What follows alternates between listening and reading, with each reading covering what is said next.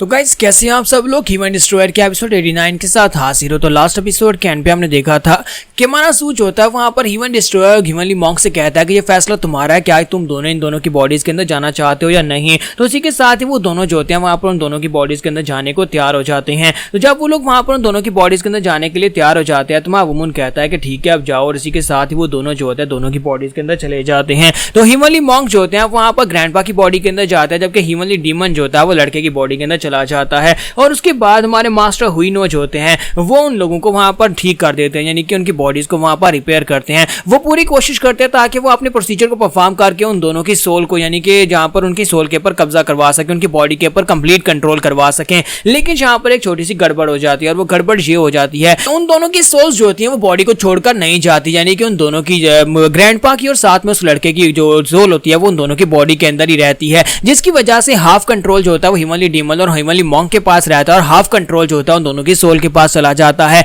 यानी कि दिन के वक्त जब सूरज निकलेगा उस वक्त ये लोग जो हैं ये असली यानी कि डोगू ज़ेंगटियान और डोगू वू रहेंगे, जबकि रात के वक्त ये ह्यूमनली डीमन और ह्यूमनली मॉन्क बन जाएंगे। इसी के साथ ही नेक्स्ट सीन अगले दिन का दिखाया जाता है कि अगले दिन सभी लोग वहां पर वेट कर रहे होते हैं, क्योंकि उन सभी लोगों को यहाँ पर ये जानना होता है कि अब यहाँ पर कोलिशन का नया लीडर कौन बनेगा, क्योंकि यहाँ पर इनकी पूरी एक अलायंस है और अलायंस का लीडर पहले डोगू हैंगटियान था। तो अब यहाँ पर किसी ना किसी को तो लीडर बनना होगा। तो मास्टर नैमको कहते हैं कि अब जबकि यहाँ पर सभी लोगों को पता है कि किसने ये सब कुछ किया, तो मुझे लगता है कि उसी को यहाँ पर नया लीडर बनाना चाहिए। और वो कहते हैं कि हम लोग यहाँ पर jade face divine dragon Wen Jun को अनाउंस करते हैं, जबकि हमारा वजू उनसे लोगों से कहता है कि मेरा एक्सपीरियंस इतना ज्यादा नहीं है और मैं तुम सभी लोगों से छोटा भी हूँ और मेरे पास इतनी नॉलेज भी नहीं है, तो मुझे लगता है कि ये पोजीशन मेरे लिए बिल्कुल ही परफेक्ट नहीं है। तो इसी के साथ ही मास्टर नैमगोंग कहता है कि तुमसे अलावा यहाँ पर ऐसा कौन है जिसके पास नॉलेज और यहाँ पर तुम्हारे जैसी पावर्स हो जो कि इस चीज को हैंडल कर सकता हो। मुझे नहीं लगता कि यहाँ पर कोई और ऐसा है। तो मासूम लोगों से कहता है कोई है जो यहाँ पर मुझसे बेहतर ये काम कर सकता है। और साथ ही मासूम कहता है प्लीज अंदर आ जाए। दरवाजा खुलता है और वहां पर डोगू ज़ेंगटियान और डोगू वू दोनों वहां पर अंदर आते हैं, जिन्हें देखते ही वहां पर नाथरन स्वर्ड एसोसिएशन के लोग तो बहुत ज्यादा हैरान हो जाते हैं और जल्दी से अपने सर झुका देते हैं रिस्पेक्ट की वजह से। तो वो लोग कहते हैं ये तो सर हिडन ड्रैगन एम्परर हैं। हिडन ड्रैगन एम्परर के यहाँ पर आने के बाद कौन यहाँ पर इस बात पर सवाल उठाएगा कि अलायंस का लीडर कौन बनेगा। तो सभी लोग उसे वहां पर देखने के बाद बहुत ज्यादा हैरान हो जाते हैं और बहुत सारे लोग वहां पर उनके सामने अपने सर झुका देते हैं। तो माजू कहता है कि आप सभी लोग जानते हैं कि ये सब कुछ किसने किया था। एक फेक डोगू हैंगटियान ने ये सब कुछ किया था। उसने यहाँ पर इन लोगों को बंदी बनाकर रखा हुआ था, लेकिन अब जबकि ये लोग वापस आ चुके हैं जो कि असली नाथरन स्वर्ड एसोसिएशन के मेंबर्स और असली यहाँ पर इनके मास्टर्स हैं, तो मुझे लगता है कि ये पोजीशन इन्हीं को मिलनी चाहिए। और मैं यहाँ पर आपका साथ नहीं छोड़ूंगा, बल्कि मैं यहाँ पर आपकी कमांडिंग फोर्स का कमांडर बनकर आपका साथ देता रहूंगा। डोगू हैंगटियान ने जहाँ पर सभी लोगों की नजर में नाथरन स्वर्ड एसोसिएशन का नाम खराब कर दिया, उनकी फैमिली का नाम खराब किया। तो मुझे लगता है कि इन्हीं की फैमिली के किसी एक मेंबर को यहाँ पर नया अलायंस लीडर बनाना चाहिए, ताकि वो अपनी स्वर्ड एसोसिएशन को दोबारा से उसके नाम को दोबारा से राइज करवा सके, उसको बेहतर बना सके। तो आप लोग इस बारे में क्या सोचते हैं। तो वो लोग कहते हैं लेकिन हमें तो लगता है कि आपको यहाँ पर नया मास्टर आपको बनना चाहिए, नया अलायंस लीडर आपको बनना चाहिए। तो मासूम से कहता है कि मैंने आपसे कहा ना कि मैं यहाँ पर आपकी कमांडिंग फोर्स का लीडर बना रहूंगा, मुझे यहाँ पर कैप्टन की पोजीशन दी गई है, उस कैप्टन की पोजीशन के ऊपर मैं बना रहूंगा और आप सभी लोगों का साथ जरूर दूंगा,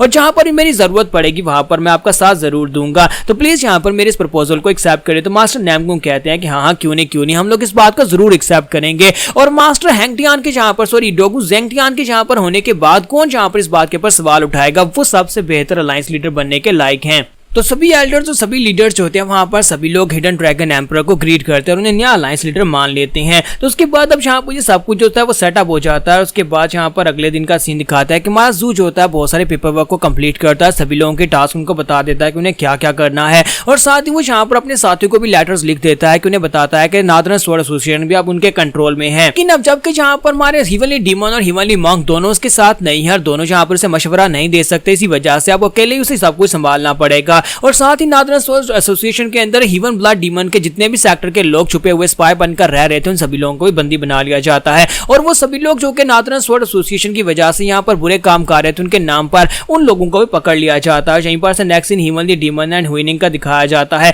यानी कि वो दोनों मास्टर जो होते हैं वो रात के वक्त जैसे सूरज ढलता है इसी के साथ ही वो दोनों बॉडीज में एक्टिवेट हो जाते हैं। और हमारा जू जो होता है उन दोनों को अपने सामने बिठाकर बैठा होता है और उनसे कहता है तो आप लोग तुम यहाँ पर मुझसे बात कर सकते हो। तो इसी के साथ ही हमारा जू जो होता है वान से पूछता है कि बताओ कि अपडेट्स क्या हैं, हैंग टियान के बारे में कोई न्यूज है। तो मास्टर हुइनो से कहता है कि वान नो उसका पीछा कर रहा है, तुमने जैसा कहा था वो अभी भी उसका पीछा कर रहा है, वो यहाँ पर से सीधा साउदर्न ब्लेड एसोसिएशन में गया है। तो मास्टर कहता है इसका मतलब जैक हमारा प्लान कामयाब रहा और मुझे लगता है कि वो सीधा वहां पर जेड फिनिक्स के पास ही जाएगा और वहां पर जाने के बाद उससे मदद मांगेगा। तो मुझे जल्दी से जल्दी वहां पर किसी को भेजना चाहिए, लगता है कि वहां पर मैट डीमन को भेजते हैं। तो हमारा सू कहता है कि मैंने पहले यहाँ पर लेटर लिख दिया था और मैट डीमन को वहां पर भिजवा दिया था।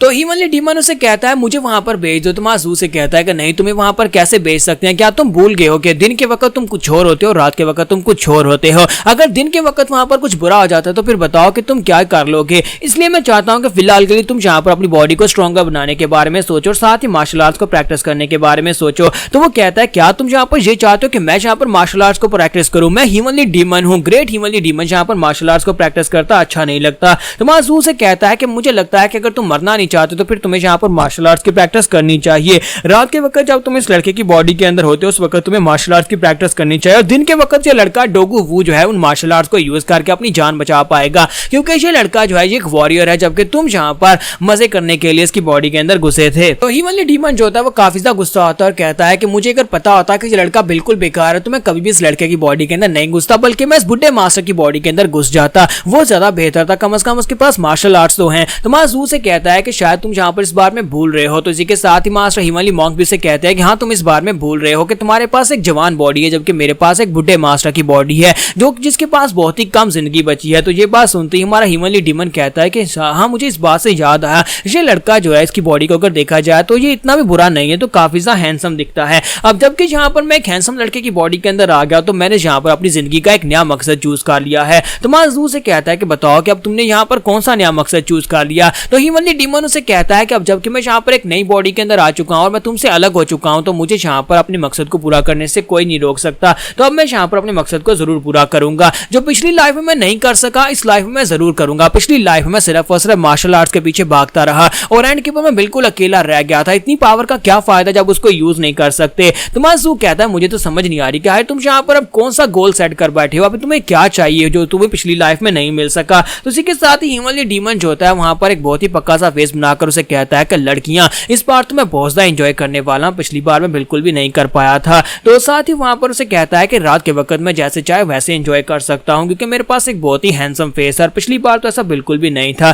तो मासू से कहता है कि हीवनली डीमन लगता है कि तुम्हारा दिमाग खराब हो गया है, तुम्हें यहाँ पर इतना घटिया गोल चूज करने की क्या जरूरत है, तुम यहाँ पर प्रैक्टिस करके या फिर अपने आप को स्ट्रॉन्गर बनाने के बारे में बात कर सकते थे। तो हीवनली डीमन काफी गुस्सा हो जाता है और उसे कहता है कि तुम अपनी बकवास बंद करो, तुम्हें यहाँ पर सबके बारे में कुछ भी नहीं पता, अगर तुम्हें यहाँ पर मेरी मदद चाहिए तो फिर यहाँ पर मैं जो कहता हूँ जैसा कहता हूँ वैसा ही होगा। तो मासू कहता है अच्छा ठीक है जैसे मर्जी करो। तो यहीं पर से नेक्स्ट सीन सुबह के वक्त का दिखाया जाता है जबकि डोगू वू सुबह के वक्त अपने बिस्तर पर उठता है क्योंकि सूरज निकल आता है और बॉडी स्वाप हो जाती है। तो जब वो उठता है तो उसके बिस्तर के ऊपर दो लड़कियां होती हैं। तो वो कहता है कि ये क्या बकवास हो रही है, मैंने यहाँ पर इस बात को एक्सेप्ट कर लिया कि रात के वक्त मेरी बॉडी किसी और के पास होती है, लेकिन इसका मतलब ये तो नहीं है कि मुझे इतनी शर्मनाक हालत में सुबह के वक्त उठना पड़े। अगर किसी ने मुझे यहाँ पर देख लिया तो फिर तो मेरी बहुत ज्यादा इंसल्ट हो जाएगी। और वो जल्दी से अपने कपड़े पहनकर वहां पर से भाग जाता है। जैसे वो बाहर आता है तो ग्रैंडपा वहां पर बाहर खड़े होते हैं और उनकी आंखें जो होती हैं वो पूरी तरह से काली होती हैं। तो वो उसे कहता है ग्रैंडपा आपको क्या हो गया। तो वो कहता है कि वो बुड्ढा मॉन्क जो है पूरी रात यहाँ पर किताबें पढ़ता रहता है, मंत्र बोलता रहता है और रात को सोता ही नहीं है, मैं पूरी रात जागता रहा हूँ। दोनों बेचारे वहां पर परेशान होकर बैठ जाते हैं क्योंकि दोनों को अब यहाँ पर इन दोनों मास्टर्स के साथ ही एडजस्ट करना पड़ेगा।